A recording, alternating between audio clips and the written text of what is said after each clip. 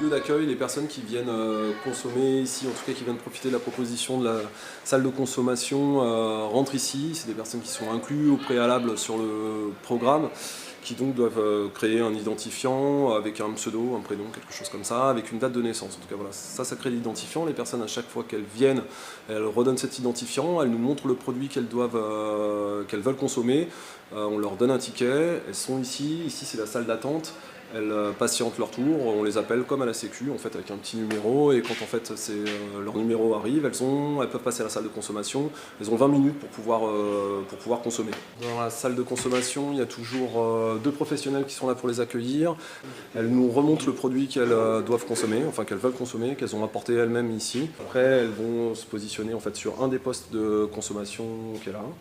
Donc ça, c'est les postes de consommation par voie injectable. Si elles veulent consommer par steam, c'est possible aussi. Et en fait, ici, il y a une salle d'inhalation qui est réservée aux personnes qui veulent utiliser la voie inhalée.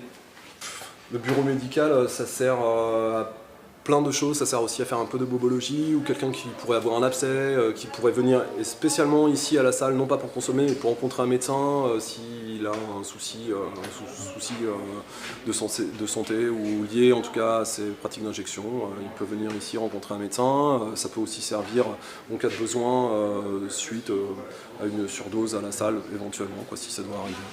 Voilà, l'idée de la salle de consommation, c'est mettre à disposition effectivement un endroit safe où ils peuvent venir consommer en toute sécurité, sans la pression policière, aussi dans des conditions d'hygiène plutôt parfaites. Et puis le deuxième truc, c'est aussi de pouvoir faire du lien avec des personnes, bon, la plupart on les connaît déjà, mais c'est aussi de pouvoir faire du lien avec les personnes pour un jour éventuellement les accompagner sur une démarche sociale, une démarche médicale, ou si l'idée émerge en fait de pouvoir les accompagner un peu plus loin en fait. Ça, c'est la salle de repos.